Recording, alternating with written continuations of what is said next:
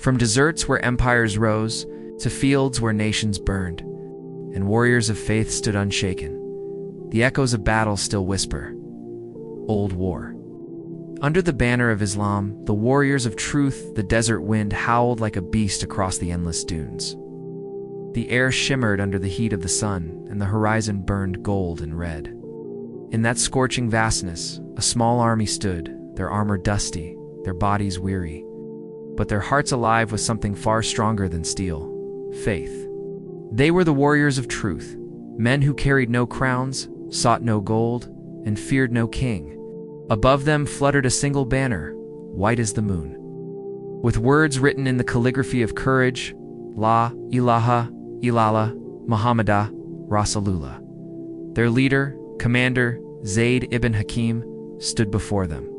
His beard was streaked with gray, his eyes calm, but blazing with conviction.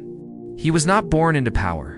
He was a scholar once, a man of books and prayers. When tyrants desecrated the name of Islam, when innocents were slaughtered for their faith, Zayd put aside his pen and picked up the sword. "Brothers," he said, his voice carrying through the hot wind, "this is not a war for conquest. We fight not to shed blood, but to protect the weak, to defend the innocent, and to keep the banner of Islam flying high above the lies of tyrants." The men murmured Allahu Akbar, the cry echoing across the sand. Far away, beyond the dunes, the enemy army gathered, a massive force under the command of General Raven, a ruler who worshipped nothing but power. He had burned mosques, enslaved the poor, and silenced every voice that spoke of truth. To him, Islam was a threat, not because of its swords, but because of its justice. As the sun began to sink, both armies faced each other across the Valley of Alra, the Valley of Souls, as the old poets called it. The wind carried dust, the earth trembled under hooves. That night, silence settled upon the believers' camp. Some prayed, some sharpened their swords, others whispered verses of the Quran. Commander Zayd sat alone, gazing at the stars. In the quiet of that desert, felt the nearness of Allah. He remembered the Prophet's words: "The best among you are those who strive in the path of Allah with their lives and their wealth." He whispered softly, "O Allah, accept us as your soldiers of truth, that our hearts not waver when the swords rise against us." When dawn broke, the believers rose in unison. They made wudu from their limited water and prayed in rows, the sand beneath them cool and the sky crimson with the first light. When they finished, Zayd stood before them once more. "Today," he said, "we carry the banner of Islam not on our backs, but in our hearts. Remember, the sword of faith is sharper than the sword of steel." The enemy drums thundered from beyond the valley. General Raven rode his black stallion forward, his armor shining like fire. His voice roared, "You stand against an empire, old man? Lay down your weapons, and I may let you live." Zayd smiled faintly. Life without truth is death already. The drum stopped. A stillness hung over the valley, the calm before the storm. Then the horn of war blew. The two forces collided like the meeting of two worlds. Steel crashed against steel, dust and blood mixed in the wind. Arrows darkened the sky, horses screamed, men fell, the earth trembled beneath the storm of faith and fury. Zayd fought in the front line, his sword flashing like lightning. He moved not as a man, but as a prayer made flesh. His lips murmured, "Bismillah," with every strike. Around him, his men shouted, "Allahu Akbar." Their voices rose like thunder. Among the warriors was Amir, the youngest soldier, barely 20. His father had fallen in an earlier battle for the same cause. Amir had sworn to carry his father's sword until the banner of Islam was raised again. Now, as he fought beside Zayd, he felt that legacy burning inside him. "Do not let the banner fall," Zayd cried. "If we fall, let it fall only upon our hearts." The battle raged for hours. The believers were vastly outnumbered, but they fought with faith that no army could match. At one point, an enemy soldier broke through and charged at the banner bearer. Amir leapt forward, intercepting the blow with his own body. The sword pierced his shoulder, but he held the banner high, refusing to let it touch the ground. Blood dripped down his arm, yet he smiled. "The banner of Islam does not bow," he whispered. Zayd saw him and felt both pain and pride.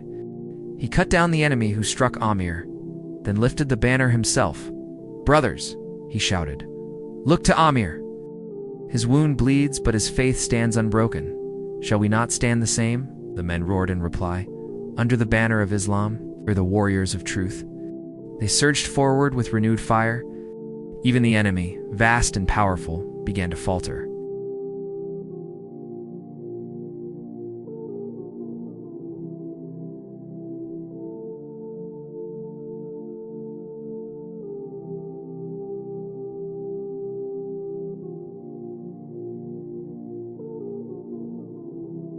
"You speak of truth," he hissed, "but truth cannot save you from my sword."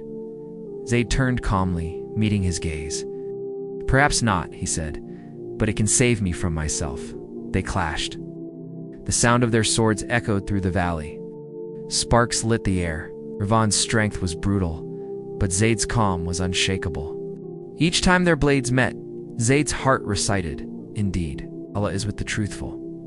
At last, Raven's strike hit Zayd's shoulder, drawing blood. Zayd staggered, then raised his sword again, striking not with rage, but with justice. The blow struck true. Raven's weapon fell. Tyrant collapsed to his knees. Zayd pointed his blade at him. "Your kingdom was built on fear. Ours is built on truth. And truth never dies." With that, Raven fell. The battle was over. The field grew silent. The believers, though few remained, dropped to their knees and whispered Alhamdulillah. Tears mixed with the blood-soaked sand. Amir, still clutching the banner, struggled to his feet. "Commander, we won," he whispered weakly. Zayd approached, took the banner from his trembling hands, and lifted it high toward the heavens. "The banner of Islam," he declared, "will never fall, not while there are hearts to carry it." The men around him wept. Some falling into sujud upon the earth, the wind picked up, making the banner ripple like a flame of light against the red sunset. That evening, Zayd walked among the fallen. Every face he passed seemed at peace. As if each man had glimpsed paradise before his final breath, he whispered a prayer for them all. "O Allah, accept their sacrifice. They fought not for glory, but for you." He found Amir lying near the center of the field, his lips moving faintly in dhikr. Zayd knelt beside him, took his hand and said, "You carried the banner well." "My son," Amir smiled, his eyes half closed.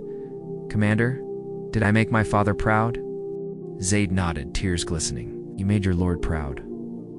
Amir exhaled softly, and his hand fell still. Zayd closed his eyes gently. "Rest, warrior of truth. The angels await you." When night descended, surviving believers gathered under the starlit sky. Their bodies were broken, but their spirits shone brighter than the moon. Zayd raised his voice one last time. "Brothers, remember this day, not for our victory, for our purpose. The world will forget our names, but not our cause. For we fought under the banner of Islam as the warriors of truth." The men replied, their voices echoing across the desert. "Under the banner of Islam, the truth will never die." Centuries passed, empires rose and fell, but in the ruins of the valley of Alra, travelers still found a single white banner. Half buried in the sand, untouched by time, unbroken by the wind. They said when the moon was full and the desert was silent, you could hear faint voices in the wind, the cry of those who fought for truth. Allahu Akbar. The banner of Islam stands forever.